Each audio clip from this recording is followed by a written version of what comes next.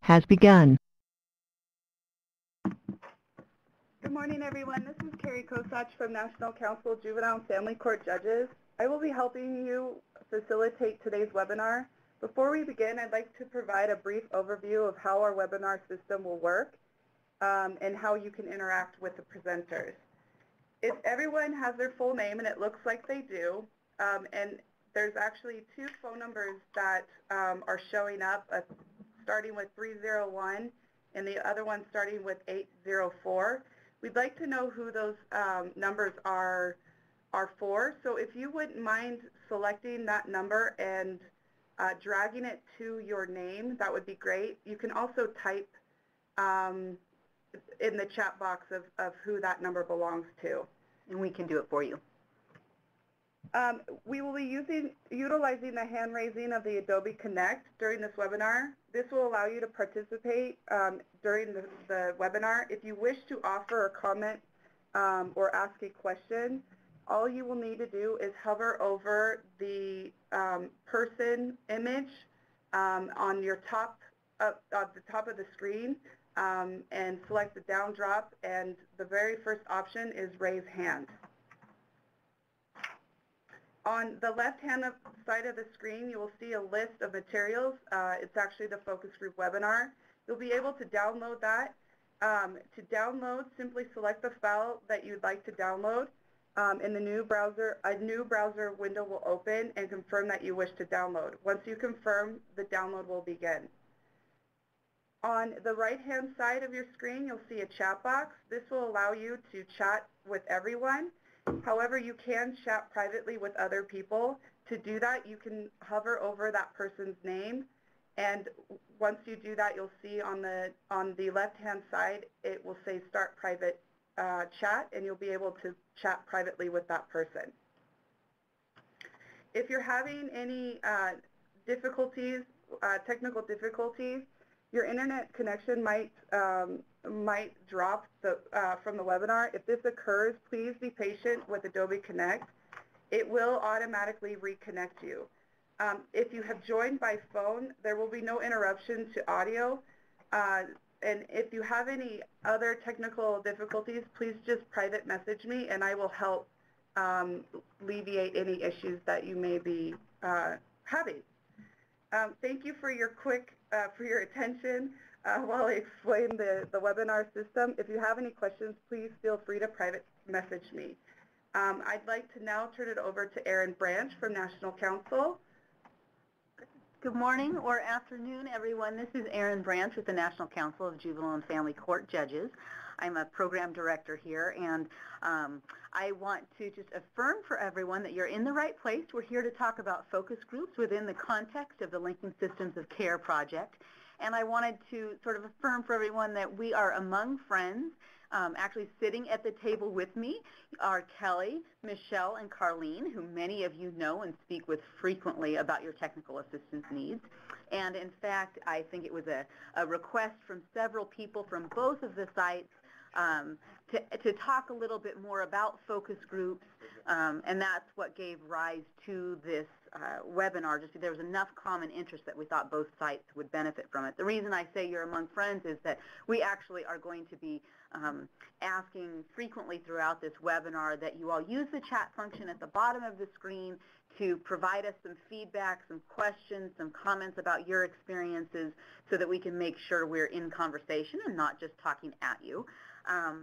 And I want to affirm for you also that when we talk about focus groups, we are thinking about that broadly, not just focus groups. We're talking about any time in which you are listening to the people in your communities that you hope to serve through this project. And when we get into the meat of this conversation, I hope you know that if we use the word focus group, we may well be meaning a listening session or a stakeholder group or things like that, and we will unpack all of those sorts of things as we proceed. And I think, at least that when I speak for the council, that when we talk about linking systems of care and creating healing communities, that we believe so strongly that this starts with listening to the communities we hope to serve, and so that's one of the reasons we think this topic is so important. The last thing I'll say before we actually get going is that at the end of this webinar, we will have a survey that pops up. So when Kelly or I say goodbye and thank you, please hang out with us for just one more minute while we try to get your best thinking. We take these surveys really seriously because we want to make sure training and technical assistance are helpful and direct and useful. So with that, I want to mention the folks that are on the line, not just the folks that are in the room with me. So we have on the line, Erin Branch, that's me. Kelly Ranasinghe is with the National Council of Juvenile and Family Court Judges also, and Kelly will be doing much of the presentation today because he did much of the research and is very experienced in this area. We also have our friends from OVC and ICF who are here to learn with us, provide perhaps some context, and will certainly contribute with comments and questions if anything arises, and they can answer your questions if things come up that are more particular to their expertise. And then we have folks from Montana and Virginia, and we're so glad that you're here. So, so thanks everyone, and let's do our best to make this a conversation as well as a learning opportunity. And with that, I think I'm going to hand it off to Kelly to tell us what we're up to today. Okay. Good morning, everyone. This is Kelly Ranasinghe from the National Council. So the first thing we're going to do is go over some of the learning objectives for this webinar. What we're going to do is you're going to be able to better able to describe what a focus group is, predict what key characteristics you'll have or need in your own focus group or listening session. You're going to recognize situations where focus groups have been used successfully by different organizations and why focus groups are used with specific populations, and also analyze what makes focus groups effective research tools. You're also going to be able to identify barriers to facilitation and delivery of focus groups, examine context-based analysis of participant responses, recognize the importance of cultural responsiveness and sensitivity in focus group delivery. So the first thing we're going to discuss is actually a question of semantics. Do we call it a focus group, a listening session, or a large group discussion, which is sort of what Erin alluded to. And in terms of our interaction with community, labeling and the semantics of power are actually something we don't really pay enough attention to. So there are strategic reasons for calling what is essentially a facilitated investigation and research discussion different things.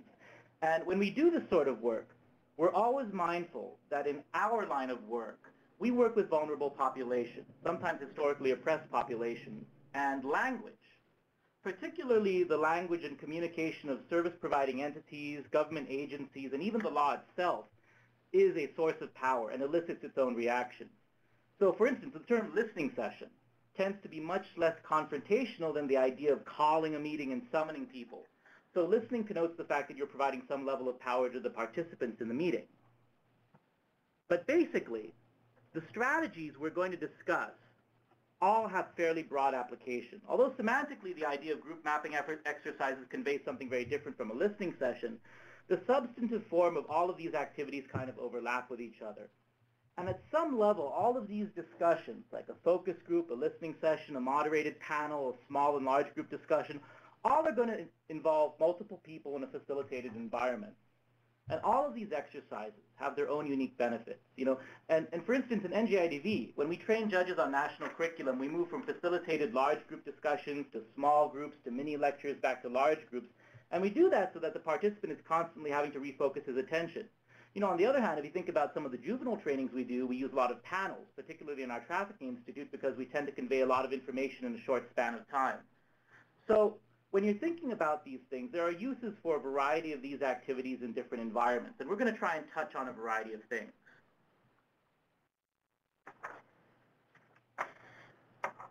So I thought we might start, and this is where I would encourage you to use the chat session, by asking those of you who've started your work to talk to us about some of the challenges that you've had. And I would like to just open it up to our friends in Montana, because you've started some of the work and done some of your focus groups. If you could visit with us a little bit about the kinds of challenges you've encountered with your focus groups. And you can just chat right into the box at the bottom, and everyone should be able to see it, although I will repeat questions or comments. And I think we all hope to learn from one another, so the challenges you've encountered may be helpful to folks in Virginia when they start planning similar things. I see that Nikki is typing. Thanks, Nikki.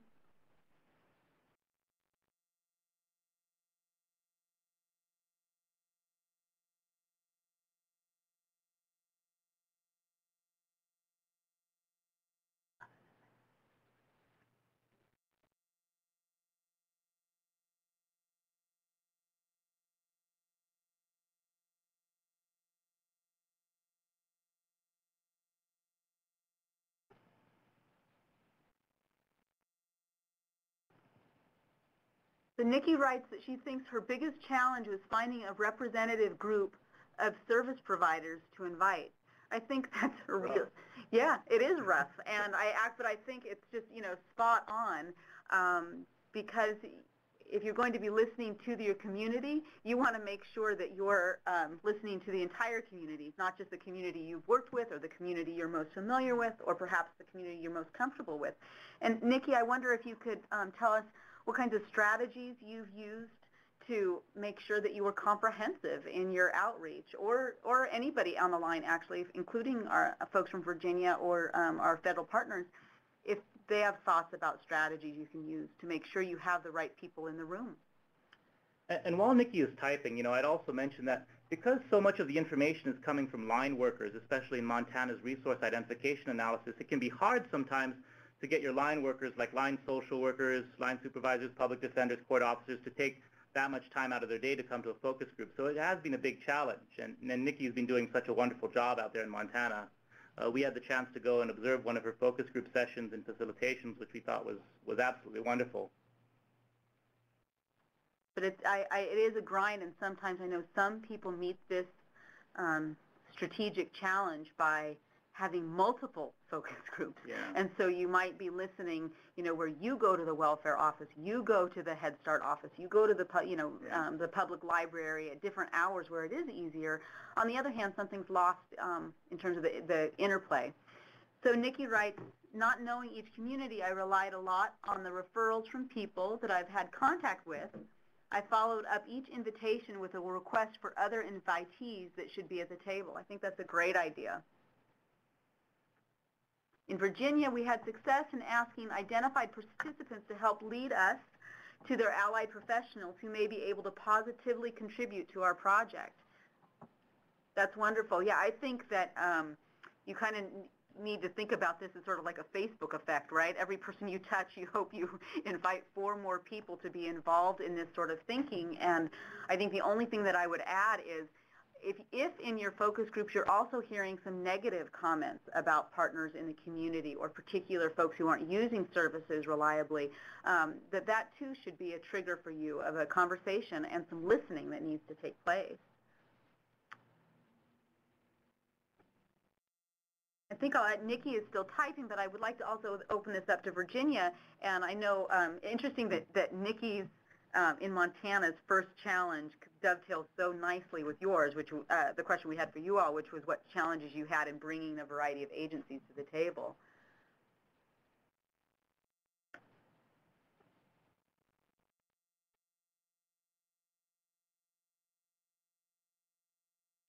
So folks from Virginia would like to chime in about the challenges you had. I think we can have both of those conversations at one time.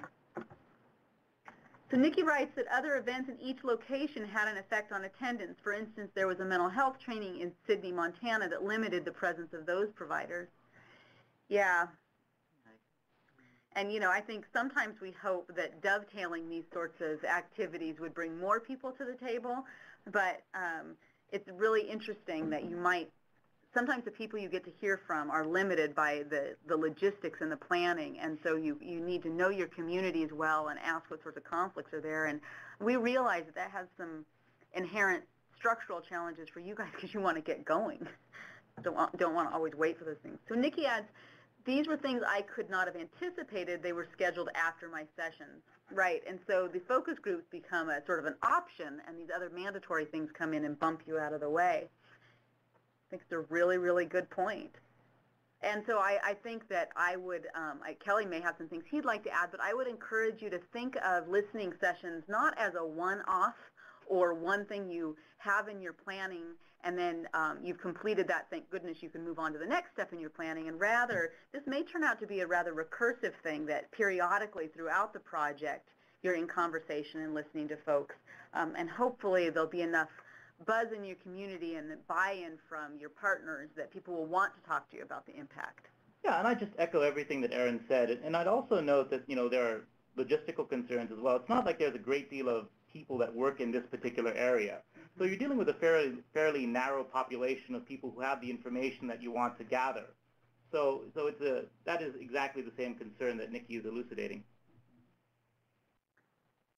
So Nikki is writing right now. We're going to take one more comment, I think, and then and maybe move on to hear a little bit about what experience and research tell us about overcoming some of these challenges, and then and absolutely we'll come back around for more conversation at other points throughout the webinar and at the end.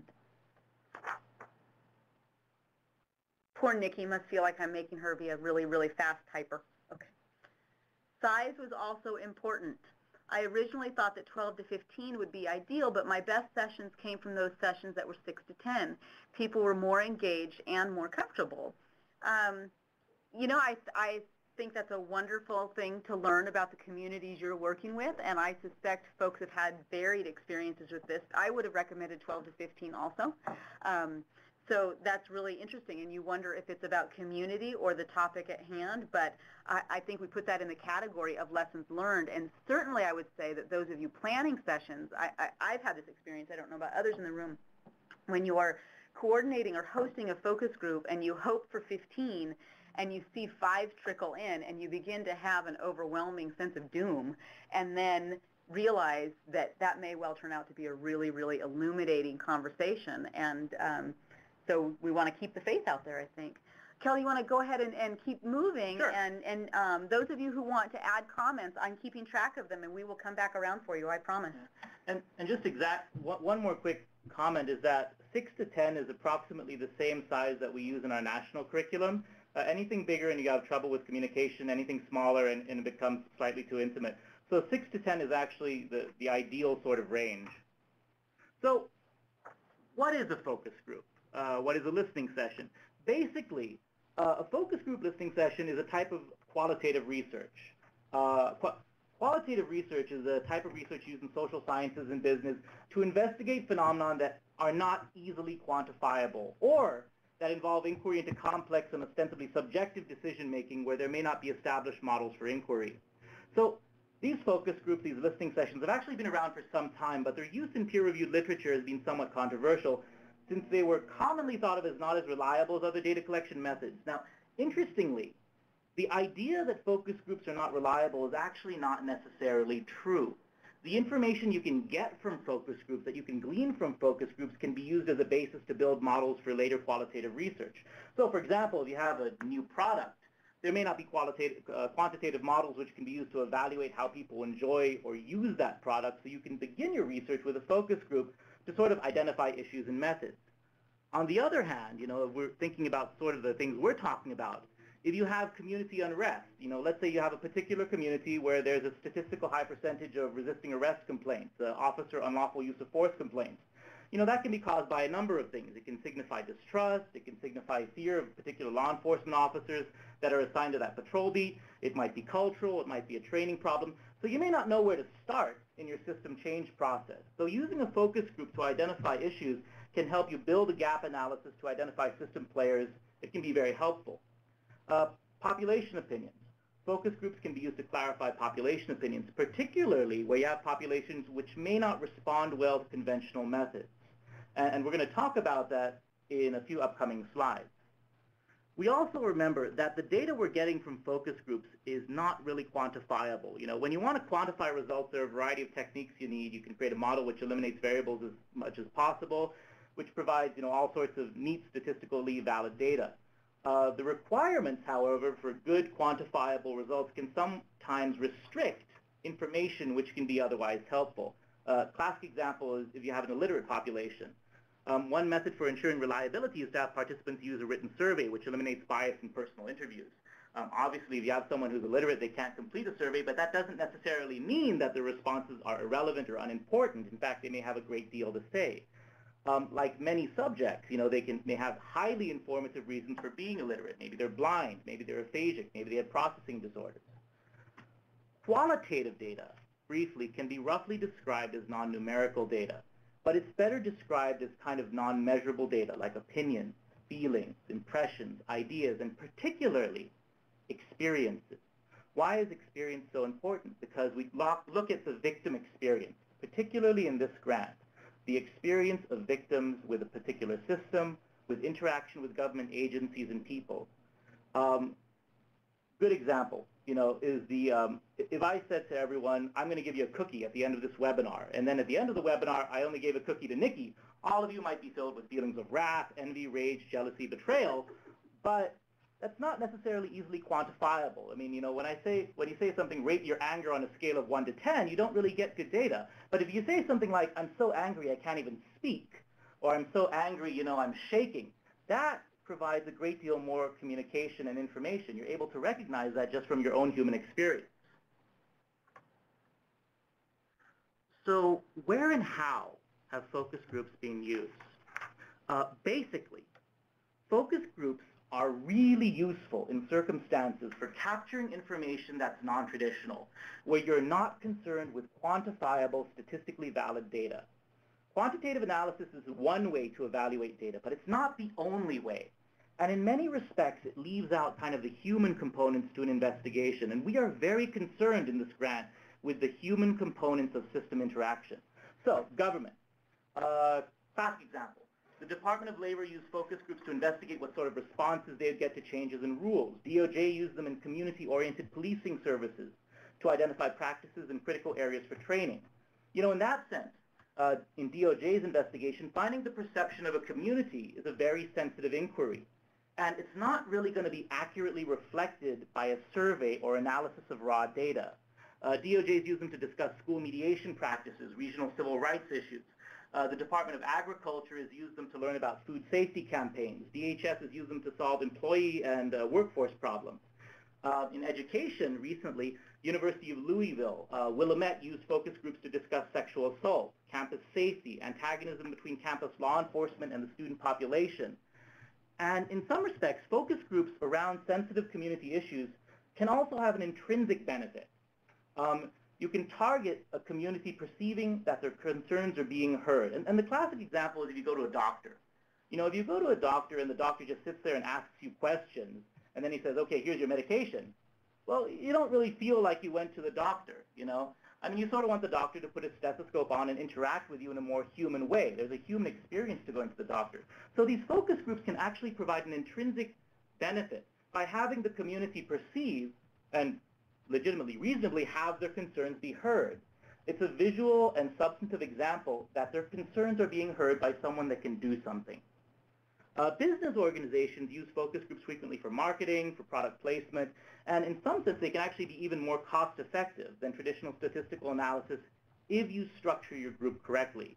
And what I'm talking about here is ensuring that the target demographics of your focus group accurately reflect the sample that you want to investigate.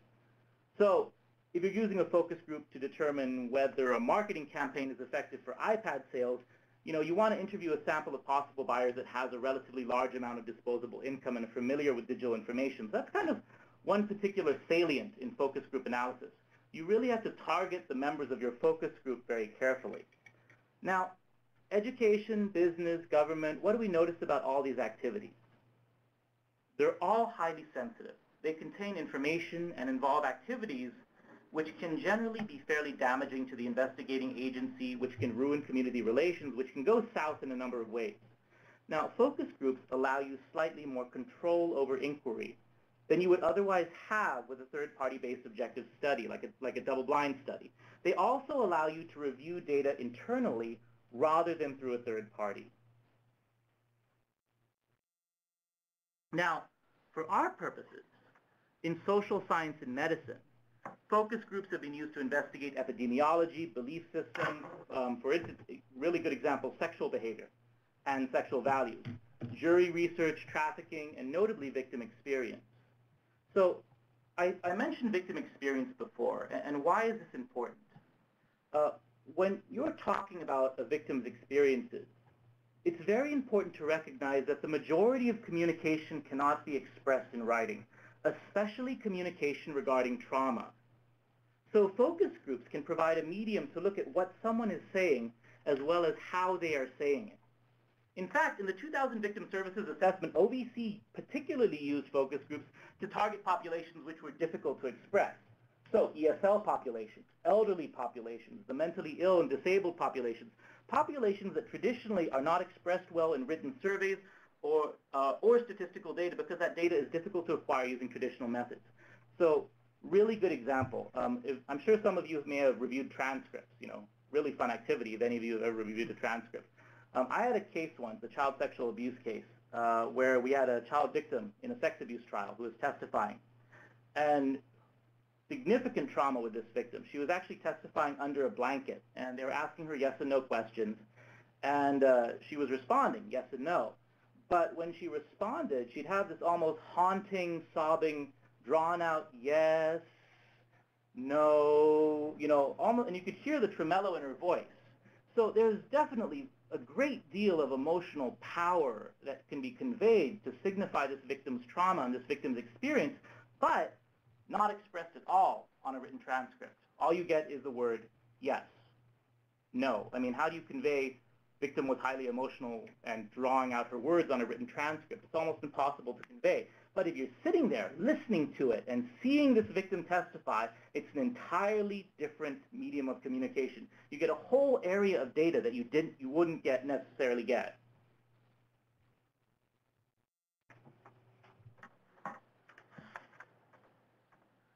And really, that's just one of the reasons why focus groups are effective. You get a broad range of inquiry. Surveys, standardized tests can be difficult at reading individual context and explanation. Another good example, the MMPI. I'm sure all of you have seen the MMPI results or even gone through an MMPI.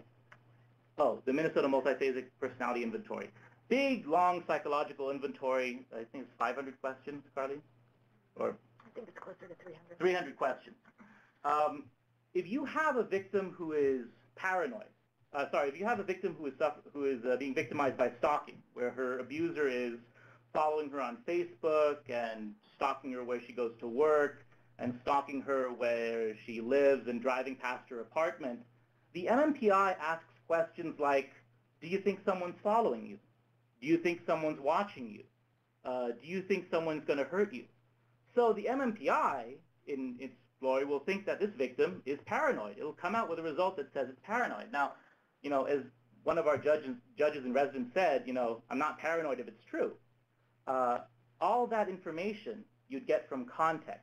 And context is a major part of understanding a victim's experience, particularly a population's experience with a particular system. A client can get excellent health care at a hospital, really good health care. But if she's treated like a second-class citizen by staff, her experience is not going to line up with what the system perceives as a good outcome. So without understanding the context of decision-making, it becomes difficult to see the gaps in implementation. There are a number of reasons that people may not seek out mental health treatment, for instance. Social stigma, cultural stigma, how mental health is viewed in the community, and whether or not they feel comfortable interacting with the mental health system itself. All that information you get from context. Really another just good example from Imperial County, where I used to work on the border. We don't generally get a lot of information from law enforcement responses. Why? Because in many cases you have a very large undocumented immigrant population because of the transient border, and the primary responding agency in Imperial County tends to be Border Patrol. So victims don't necessarily want to open up and address their concerns with the local Border Patrol agent. Survey investigations also can tend to reflect a particular time period because of the nature of question design, meaning that it's difficult to pin down an experience within a specific period of time. So they may say something like, within the last 6 months or the last year. But if you're looking at a community's experience with a particular phenomenon, with for instance, their interaction with a system, you may actually want to look at the life course experience with a given system. Or survey questions can actually be overbroad. You know, if you ask someone, have you experienced trauma in the past 30 days, you can look back over the past 30 days to see what sort of things have caused that trauma. On the other hand, if you ask someone, have you experienced trauma over the past 6 months, you may have multiple incidents, the accumulation of trauma, the effects of any intervention, all of which complicate looking at causation. So it doesn't really make a survey a good tool for looking at that experience. Focus groups also allow for different response types. You know, some topics can be difficult to cover in one-on-one interviews. Also, many communities, as we discussed, don't necessarily respond well to surveys or traditional investigations, specifically with regard to indigenous populations. The backdrop to federal government involvement with indigenous populations in the United States has not been particularly helpful, or for that matter, well received. You know, many Native American communities are characterized by a very strong emphasis on interpersonal relations, mutual respect, and ritualistic examples of equal footing. So a person instructing someone to take a survey is not really equal footing, nor is an investigator going into a tribe and saying, hey, we need to know this about you, or even someone conducting a case analysis, you know, saying, let's look through all of your law enforcement cases and let's review what you did wrong. That has a very significant error of judgment to it. So some population samples don't necessarily respond well to surveys, to investigations, or to traditional investigations. You know, if you want to keep going down that road, some communities can actually be antagonistic or resent the agency conducting the focus group, so you can end up with a bigger problem than when you started with. And finally, ritualistically, people don't necessarily like the idea of other people making decisions about their community without some form of personal interaction. So I mentioned going to a doctor, you know, and we can expand that to the idea of building a hospital. You know, if a government is making a decision about building a hospital in a particular area, there is some ritualistic component to the community saying, this is why we need this hospital. This is the illness we've suffered. These are the injuries we've suffered. And a focus group can, again, provide an intrinsic benefit, rather than a government agency saying, well, we looked through all your law enforcement reports, we looked through your injury reports, and we think statistically it's a good idea to build a hospital here. The community doesn't really feel like they've had a say in that decision-making process.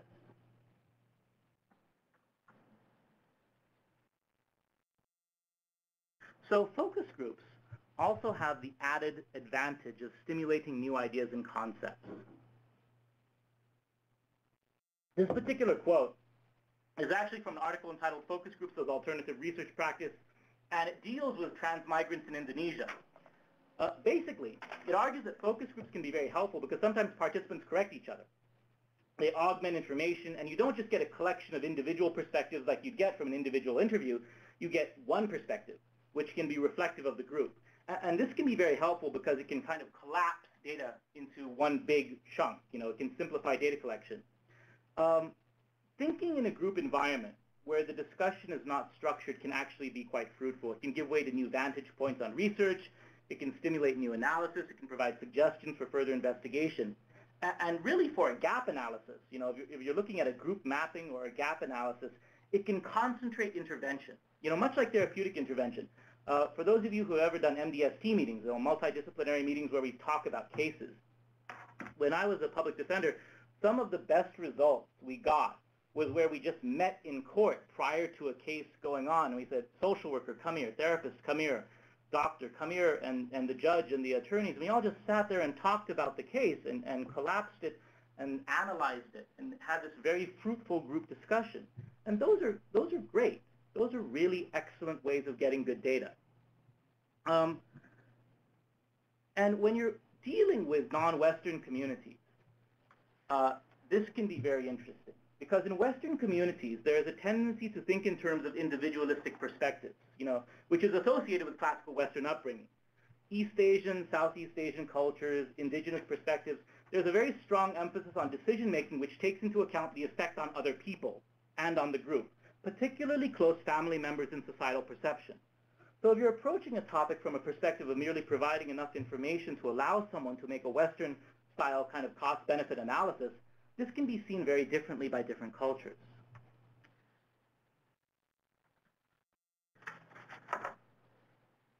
And finally, focus groups are really effective because they're responsive to participants. Some of you may have sat through a forensic interview, a child forensic interview for sexual assault. And for those of you who have not sat through one of these forensic interviews, basically there's an extended prep process, where you're talking to the subject about these are the questions I'm going to ask you. If you're not certain, can you let me know? If you don't understand something, can you let me know? If I'm saying something incorrectly, you can correct me. So if you prep the survivor correctly, you can go backwards, forwards, you can focus on a specific issue, you can ask for more detail, you can respond to the information you gather. And this idea of question and response and targeted response is very important for focus groups. Rather than using sort of like a structured checklist interview format that you see in like a law enforcement police report where you're saying, okay, does a victim or a suspect have these particular characteristics, like is she crying, is she sobbing, are there scratches, are there bruises? A responsive focus group format allows you to target the inquiry. Actually, if you're using sort of that targeted checklist approach, it can actually be detrimental because to the person who is answering the questions, it seems like you're not really connecting with them. This targeted response allows you to take inquiry into areas where you may not have planned. A survey response can reveal something important, but you can't shift the focus of your inquiry into a whole different area because there's really no medium for communication in the survey. Likewise, passive data collection, like case reviews, can reveal something important but contain additional information. It can allow you to determine why a particular piece of information is important to participants. And finally, these are really efficient. It allows you to maximize the facilitator time by honing in on information you need and acquiring a great deal of information in a short amount of time.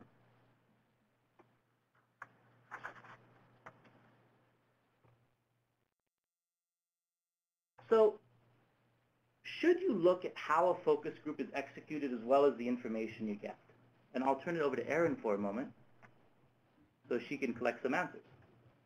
Yeah, so this is one of those times where I actually am particularly interested in your thoughts about format and context, as Kelly has, I think, done a really nice job of explaining. The context is really, really important. And so if you don't have an opinion right now about whether or not you should be looking at how the focus group is executed as well as the information you get, perhaps you could tell me about a time when context really mattered in terms of the efficacy of a listening session or a focus group you've done in the past. Great. Nikki says, I think so. Are you talking about location things? Yeah, I think location is one sense of context in which it's been really important. So Nikki, did you have a location that seemed to determine the quality or content of the feedback you got?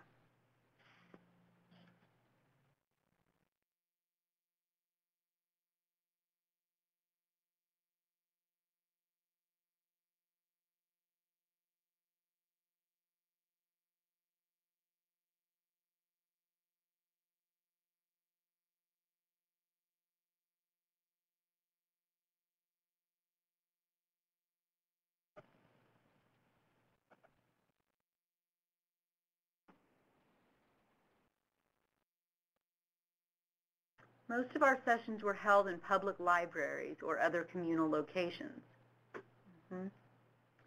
I think that increased the level of comfort.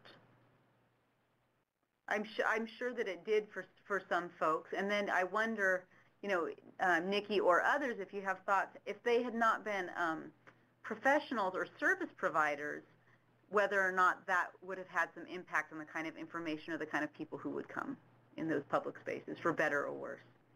I don't actually have an opinion about that so much as I would posit that it might have been, it's an important question to always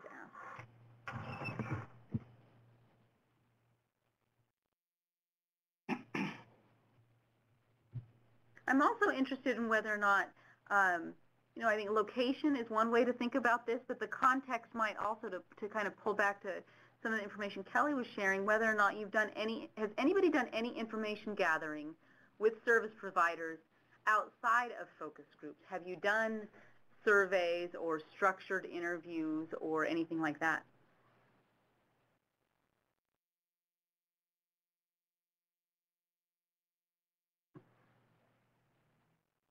Nikki says, yes, for the better. If these would have been held in government buildings, I think it would change the kind of impression people have about the sessions, right? You put them in a kind of a democratic setting. That's really cool. That's nice. A couple people talking, and I've laid out a couple of questions there, so I'll do my best to field the answer and attach it to the right question. And if I don't, we'll just call it a lark, huh?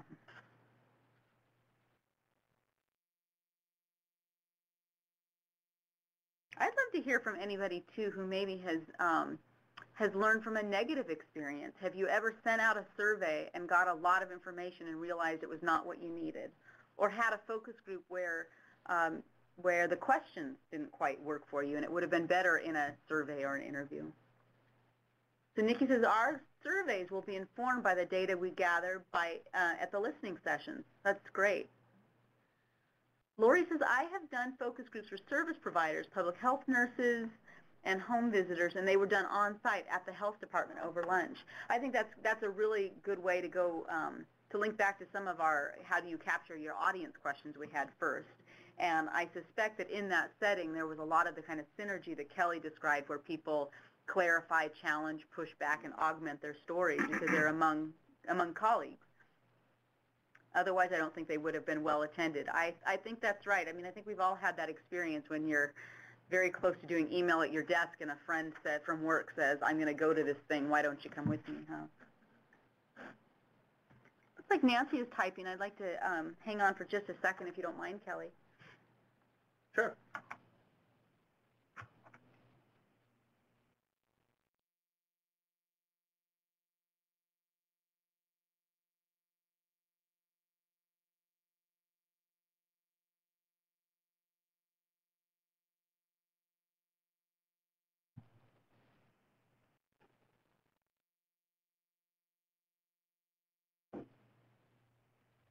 Nancy says, I've done lots of surveys and always have additional questions that I wish I had put into the survey. Focus groups give that follow-up opportunity.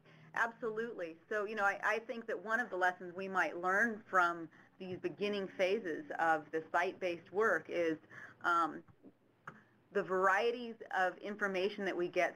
One side, it sounds like, is going to be doing surveys followed by focus groups, and it sounds like in Montana, focus groups are going to be followed by surveys. And I suspect that the best advice from our TA team will be that you keep doing that back and forth as we impact practice and public information about this. But that's really, really helpful.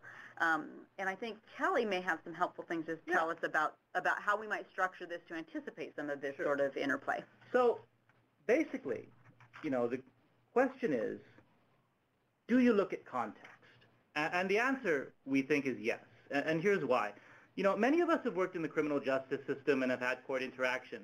And the court system, the legal system, police reports, law enforcement, you know, in the words of one of our judges in residence, we tend to focus very acutely on what happened at a particular date, at a particular time, you know, whether or not this particular incident happened, because that's the way that the legal system's response has always been structured, a reaction to a particular incident, rather than looking at, you know, from a more holistic standpoint, the idea of what is going on in the greater span of things, the context of a person's experience or reaction to a particular system. So the question is, how do you look at context? Now I'm going to skip forward one slide and just do this slide first so we can take a look at contextual framework. This is a breakdown. It's written by a professor named Vicek out of Budapest on how to look at focus groups contextually. An important component to analyzing data from focus groups is actually analyzing the context of the discussion. You know, it's especially important for native focus groups because of the particular importance on cultural communication. You know, unlike quantitative data collection where you attempt to screen out this sort of information, in a focus group, this sort of information can actually be very helpful. So Professor Vicek created this framework for analyzing this sort of data, which kind of gives you a model for looking at the context environment that a conversation takes place. Now, Nikki mentioned libraries. Very good example of interaction. The atmosphere, the dominance of research. You know, the focus group in Montana is obviously going to have a different environment than a focus group conducted in a federal prison or in the context of a large dispute. You know, if you're doing this, for instance, focus group in a courtroom, you know, that's going to create an entirely different vibe, specifically for people who are not familiar with courtrooms. Courtrooms are scary places. You know, one of the things I used to tell my interns is that this is where we go for work. This is where other people go because they've been hurt or they've been victimized. So Where you're holding this focus group is very important. What is the interaction of the facilitator with the focus group participants? We also look at the characteristics of the participants. Are the participants under stress? Are they displaying any emotionality, like that victim we described in the sex abuse trial? If you're doing a focus group on sexual assault and you have a survivor, you're probably going to have some level of emotion to the discussion, which can inhibit conversation or spark conversation. So for instance, sometimes you have a survivor disclose her own abuse, and then you have another participant validate her experience. And that actually can spark more conversation, and that's important to look at when you're conducting the focus group. What's the educational level of participants? You have someone with a PhD and someone who, for instance, is a high school graduate. Are they using non-native language? Look at your moderator. What's the moderator's style, control, relative power? What's their assumed role?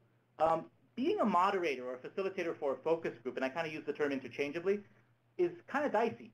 Nikki did a wonderful job in the focus group we saw in Montana, especially sometimes if your moderator is one of these three professions: doctor, lawyer, or cop. Those are three very authoritarian professions, and they connote a specific role in society as well as a specific type of interaction with a person. So being a moderator for a focus group, you want to avoid any sort of implied amount of authority which changes the shape of the conversation. Really good example. In the National Judicial Training on Domestic Violence, we have facilitators in small groups, and those facilitators are always judges because we train judges. So whenever we are talking in a small group table, the only people at that table are judges. No lawyers, no other non-lawyer faculty, no therapists, no mental health experts. It's all judges. And the reason is judges feel more comfortable talking about their own experience confronting domestic violence with other judges. So you have to look at both what the participant reaction is to the moderator as well as how the moderator is going to interact with the participants. You look at the environment. Is it peaceful? Is it separate? Is it busy? Is it secluded? Is it hostile? Is it neutral territory like a library? Also, be aware of subtle barriers. Elevation of the moderator, classroom-like setting. One of the experiments I used to do when I taught college was I used to have an older student go up to the front of the classroom and just start saying hello to the students as they came in and see how many of them would think that he was the professor simply because he was just standing in the same place that the professor was. So be aware of classroom-like settings. In addition, look at size, spacing, and obviously time. Time is going to influence questions, particularly if there are cultural aspects surrounding time. When I was in Imperial County, which is in the Utah Desert, a lot of work and communication was actually done at night because it's simply too hot to do things during the day.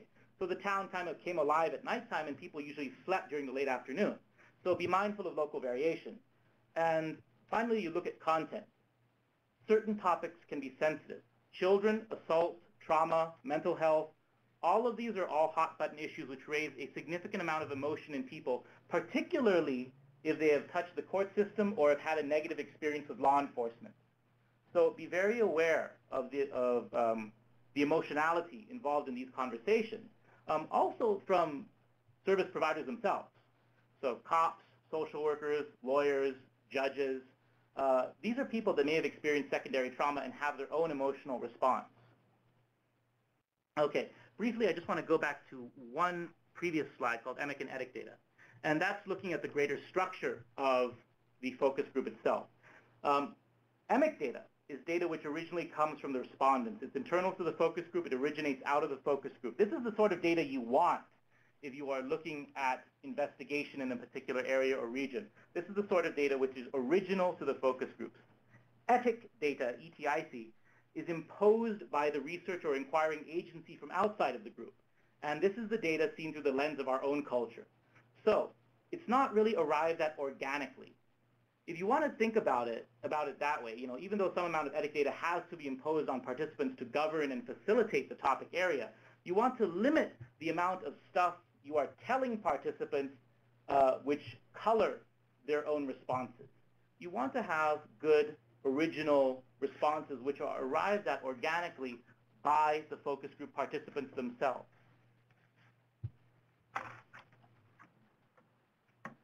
So, focus groups barriers. Things can go south in focus groups, and these tend to be two big areas. The first is group polarization. By the way, has anyone watched The Big Bang Theory? If you can't read the caption, it says, if you don't mind, I'd like to stop listening to you, and now I'd like to start talking. And one of the first problems is group polarization, or radicalization of viewpoints in group discussion. There is some research that points to something called group polarization. Basically, this is participant viewpoints radicalizing, not in the sense of becoming political, but by becoming more extreme or more riskier. And some of that is an affirmation of other people holding positions similar to yours and reinforcing what was originally more fragile internal decision-making about something.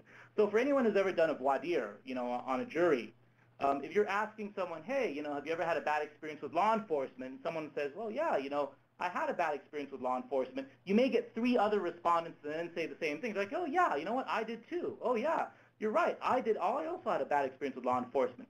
So you can have an internal affirmation, basically, of someone's feelings regarding a particular experience, even though if you were talking to them individually, they may not necessarily state that experience that strongly. So there's a slight chance that viewpoints expressed may be stronger than an individual participant's actual feeling on the subject. Second big problem, self-disclosure, self-censoring. There is also some research that points out that you might get better disclosures in group discussion because of a greater sense of anonymity. Edward Fern, wrote a book called Advanced Focus Group Research, 2001, but I'm not certain that that research accounted for cultural differences in rural tribal communities. So that particular idea, the idea that you're going to get more disclosures because there's a sense of anonymity, that may work in like New York, where you don't necessarily know the person that you're engaged in a focus group with, but in the very small communities and rural environments, that may not happen because you simply don't have that anonymity. And you also consider the fact that, DV, child welfare, mental health, trauma, these are people who see each other every day sometimes. I mean, they're in the same court, they're working in the same environment, they're dealing with the same sort of victims and families, so you may not necessarily have that amount of anonymity that you would otherwise have in a marketing focus group. And lastly, you have the idea of intimate disclosures. And there is some level of reciprocity between people who disclose intimate information. Usually you'll get something like, you have someone disclose abuse, and then you have another participant validate that disclosure by disclosing her own abuse, saying, you know what, that also happened to me, or that happened to my daughter, or that happened to my uncle. And obviously here, when you're speaking about trauma and victimization, a great deal of information is intimate in any sense. So there's some sort of balancing or quality in this disclosures which can be socially driven. I share vulnerable information with you, you also share vulnerable information with me. The problem is you get too many of those, it can kind of shut the conversation down. If you have 3 people disclose sexual victimization, it definitely creates a different vibe for your focus group that you originally wanted to have as a vibrant, thriving discussion. In the same vein, you may have people who conceal information to portray themselves favorably, particularly if you have political positions and appearances which may be politically important. So if you have, for instance, county council in a focus group, and you also have the head of DSS in a focus group, you're going to have slightly different responses because that person is also aware of what their statements will have upon the impressions of county council. So it's very important to also discuss the confidentiality inherent in a focus group and the idea that you want valid responses.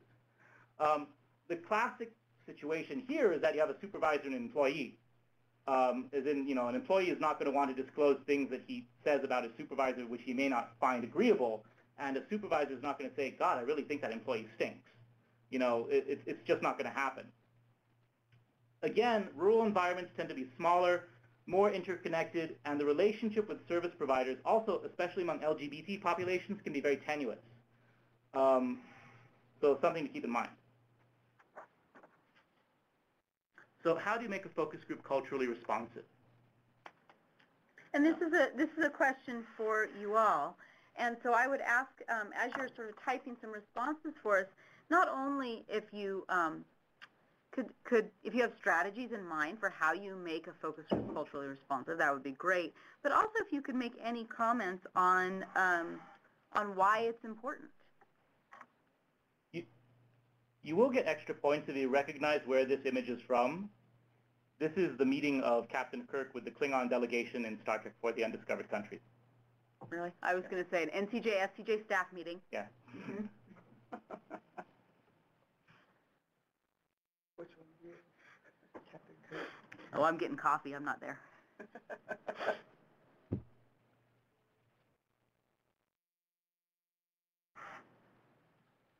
I would just add, while people are sort of thinking and typing, that you know, sometimes it's very easy and distracting to get caught up in the logistics of planning focus groups and getting approval and getting access to certain communities or getting enough people to the table, and to remind you that it's just so fundamentally important, because we can't be planning good systems change and good system coordination and communication and collaboration if we're not also listening. Oh my goodness, Julie, only one female in the delegation. Captain Kirk needs to embrace gender diversity. Agreed. So I think if all of you, during the evaluation, if you could make sure that you use Kelly by name when you're judging the quality of the graphics, that would be helpful to us at the council. It's really good. So do folks have any thoughts, actually, about making culturally responsive focus groups or listening sessions, and why that matters to you in this moment? And now Julie says Kelly rocks. She just wanted it in writing, Kelly.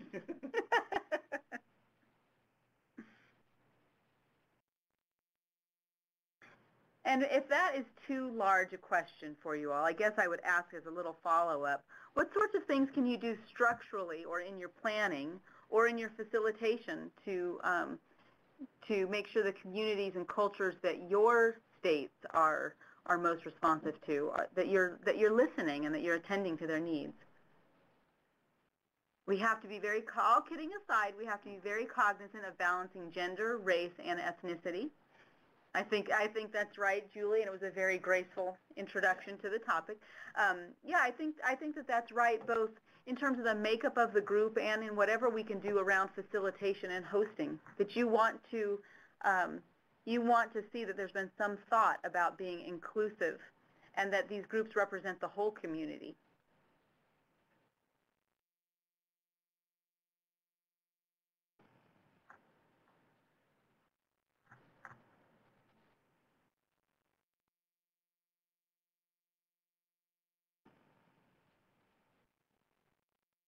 I know that Nikki and Bethany were both typing, so I think we'll wait for their comments before we move on.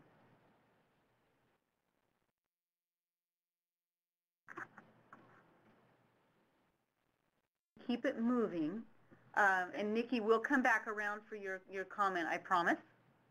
We have a couple other folks who made some helpful comments to us that we want to address at the end of the webinar too. Okay, so I wanted to talk briefly about cultural diversity, specifically in the context of Native populations, and I'm going to speed through some of these slides, but I did want to mention one example, which is working with senior members of a tribal population. The following two quotes are actually from a study conducted by June Strickland on Northwest Indian tribal populations, and again, it sort of discusses how we have to think about using these focus groups in the context of non-Western traditions. Elders. Knowing that respected elders will speak at the end of a session after others have spoken is crucial, because the moderator has to leave time at the end for elders to speak. Also, you know, if you have a facilitator and you're saying, hey, can you talk up? Or, you know, hey, can you talk about this? You know, that's kind of confrontational and rude and aggressive, and it's culturally inappropriate, and it's going to shut down the conversation. Another example that we want to look at, especially with Indigenous focus groups, is the idea of harmony. Interpersonal relations, social relations are very important in many Indigenous populations. So the following two quotes are actually from a study called Psychological Wellbeing Asian Style, the perspective of Thai elders, and it's actually kind of interesting, the dovetailing of Southeast Asian cultural tradition and Indigenous American tradition. In the context of local community focus groups, you have to keep in mind that, one, when you finish the focus group, all these people have to go home and live with each other. You know, many of them are neighbors. So there's going to be a sense of wanting to keep the peace. You know, you're not going to have someone say, well, that person did this and this other person did this, even between service providers and government agencies. They may put a particular emphasis on harmony, on not offending others. So this is something to keep in mind if your facilitator is getting frustrated with everyone agreeing with each other, and the consent, you know, keeping in mind that the consensus can actually be culturally driven and polite. In this particular study, they were looking at elderly Thai adults, looking at what made them happy, what their values were, what they considered important, and the chief thing they said was, the thing that's most important is harmony, you know, getting along with everyone. So you have to think about this value, the emphasis that a population may place on this value in the context of analyzing focus group discussions, where someone may feel like they need to self-censor because they don't want to offend the other person.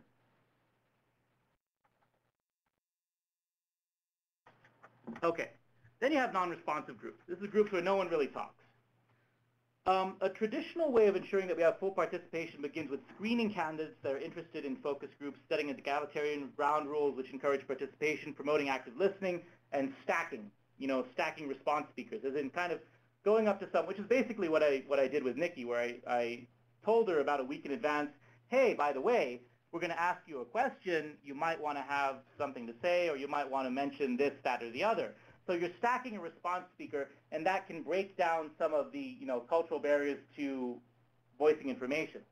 However, keep in mind that many of these techniques can be viewed as aggressive or culturally inappropriate, you know. It can also be very easy for a facilitator to adopt a teacher-student role and begin lecturing if you're trying to force discussion, or reframe a question in a way which actually won't help you.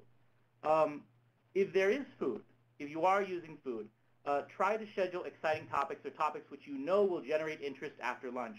Most people perk up at the beginning of a session and towards the end of a session. Mid-morning, late afternoon, generally those are problematic times universally for focus groups, for large group discussions. Those statistically are where we structure our segments in national curriculum where we expect the least response. Domineering participants. What do you do if you get a domineering participant?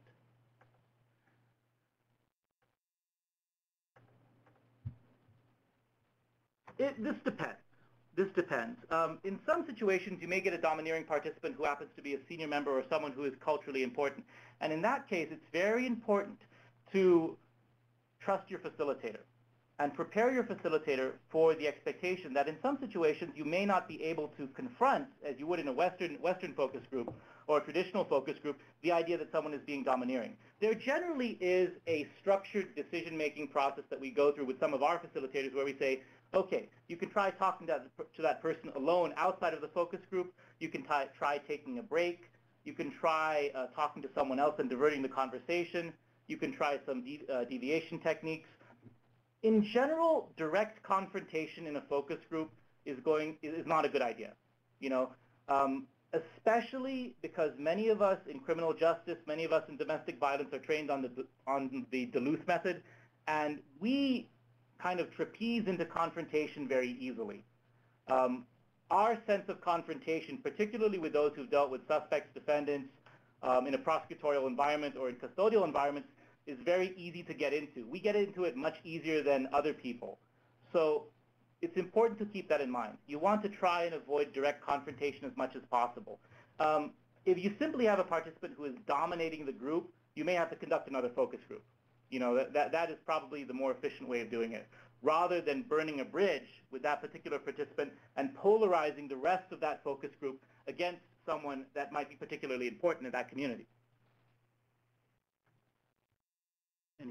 And Kelly, there was a mention also of going in with a seating chart as a way in which to balance some of these power differentials. And I think, you know, if you know who is coming to your focus group, that's sometimes a really, really wise thing to do. If that's not all focus groups are you going to have known entities to you, but if you do have that kind of thing, then I would suggest you think very thoughtfully about how to put powerful people and who they're sitting next to, and if There are also people who you know will have side conversations, and you know who are going to be shy, and those might be people you want to keep in the facilitator's clear view. And to be thoughtful about that, I think is a great point.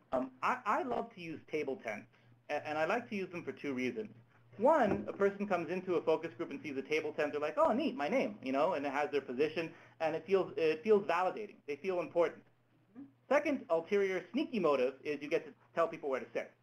Okay, especially if you put the focus groups out where someone says, okay, this is where I sit, this is my table tent, oh, you're in group 1, you're in group 3, you're over here, you're on the other side of the table.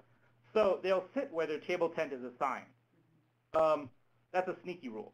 And that's just a very silly technique you can use, if you have to structure your participants in a particular area.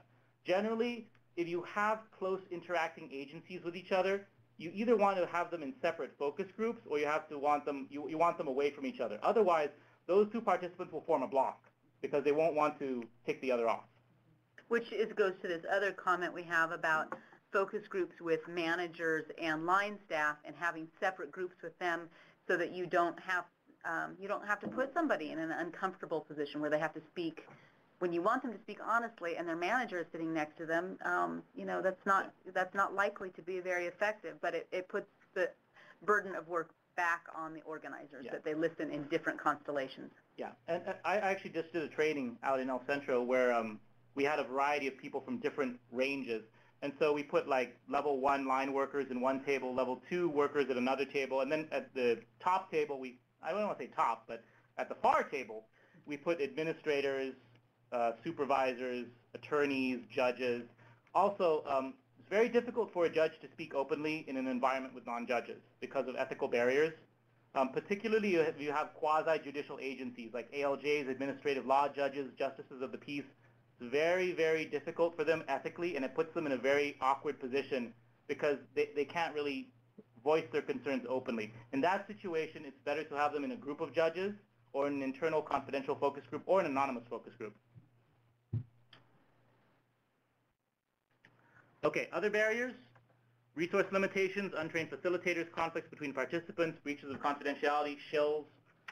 Yeah, sometimes you do get shills. You get people who may want to come to the focus group for the free food. Obviously, you want to ensure that you don't have those people in your focus group. Resource limitations, untrained facilitators, those are things which are kind of easy fixes. Conflicts between participants, insufficient screening, you fix that with good screening, good investigation. And sometimes investigation is done really good on the ground by simply asking, hey, do you get along with this person? Does this person get along with this person? Where should I sit people? And in that sense, be very careful to work with your tribal liaison or your regional liaison.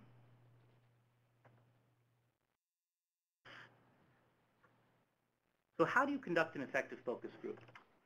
Bring dogs. Yeah, bring dogs. Dogs help. But honestly, you conduct an effective focus group by first looking at what are the goals, what sort of data am I looking for, by planning it out. When we do our curriculum training, we go through a process called ILED. And ILED basically front loads the idea of structuring a discussion. The idea that you want to start with what you want to get out of the discussion. You want to start then by structuring the discussion based on the information you are looking to get, and then writing the questions and activities that you want to do. You don't start by saying, wow, this is a really good learning activity, this is a really good question, this is a really good inquiry, I want to start with that, because that actually is the wrong way to start with. It puts all of the emphasis on the question, which can go south. If you structure your focus group based on the goals of the focus group and the information that you're looking at, it makes it malleable and responsive enough to respond to different areas of information which may come up. Look at the questions that you are going to ask, as in, can you revisit the original question? What sort of data am I looking for? What is my end goal? Consider the participants and try to eliminate redundancy. Well, what do you think about that? Well, that's interesting. What do you think about that? Well, that's really interesting. What do you think about that? That can create a lot of fatigue. It can create a lot of redundancy. You may get a lot of people saying the same thing. Try to ask a participant different questions in different manners so that they have a chance to cater the responses with different information. Remember cultural competence. Oh, and if you have any experience in court, don't cross-examine. And when I say cross-examine, as in use leading questions. When you say that, what you meant is your interaction with the agency means X. basically, try to use open-ended questions, broad questions, which begin with inquiries: how, what, where, when, why, how do you feel, what was your experience? So it empowers the participant that is responding to convey his own information. And finally, what we want to look at is who's facilitating. Use excellent trained facilitators and moderators. Make sure that you prep them, train them, support them on both the region and the culture. And when we speak about culture, not just indigenous ethnic culture, but the culture of the region and the community. The culture of lawyering and law enforcement in that particular community can vary between region and region. You're going to conduct a focus group with 9 law enforcement officers very differently than you would conduct a focus group with 9 trauma counselors. So there is a particular strategic emphasis on prepping your facilitator to get the best level of response. And finally, I just want to point this out. And this is a quote from Brian McGill, which is basically says, you know, one of the most sincere forms of respect in everything, in all of the focus groups you do, should be underscored by the idea of respect. Because these are the folks who are really interacting with victims, is actually listening to what another person has to say. So listen to their responses and respond. You know, respond based on what a person is saying. Don't just go to the next question, all right? Validate that person's response, acknowledge it, say thank you for giving me this information, and cater your response based on what someone has said.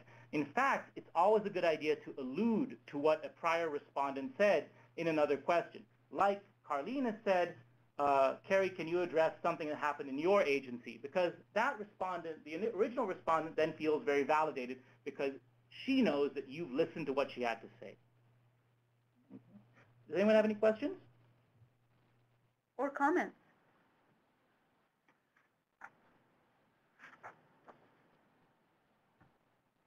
So you have your TA team here happy to provide any guidance around any of these strategies, forming of questions, thinking through what sort of format would be best for what kinds of data. And we just really encourage you to call us, and we're happy to help you think through these things, help you identify good facilitators, help you identify when focus groups and surveys may be the most useful given the juncture you're at. You know, I think we're putting a lot of emphasis right now on focus groups that would help in resource mapping and sort of needs assessment, because that's where we are on the project, but there's certainly a place for these sorts of conversations later on when you'll want different kinds of information about how to grade agencies or provide services. And so we kind of encourage you, as you may have picked up, to take this process really, really seriously as an option that's available to you throughout the life of the project. Thank you. And if there's no further questions, then thank you for coming to this webinar. We really appreciate all your time. And we're going to go ahead, as we end the webinar, you should have automatic access to a survey about your technical assistance needs. It looks like Nikki is actually asking a question or typing a response.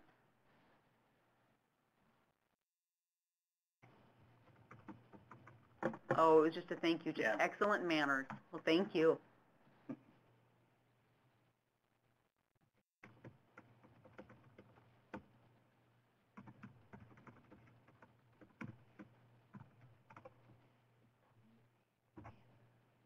Yeah. Oh, sorry. Should I end it? We're going to go ahead and end the meeting now, and we appreciate all of your presence. Yeah. Okay.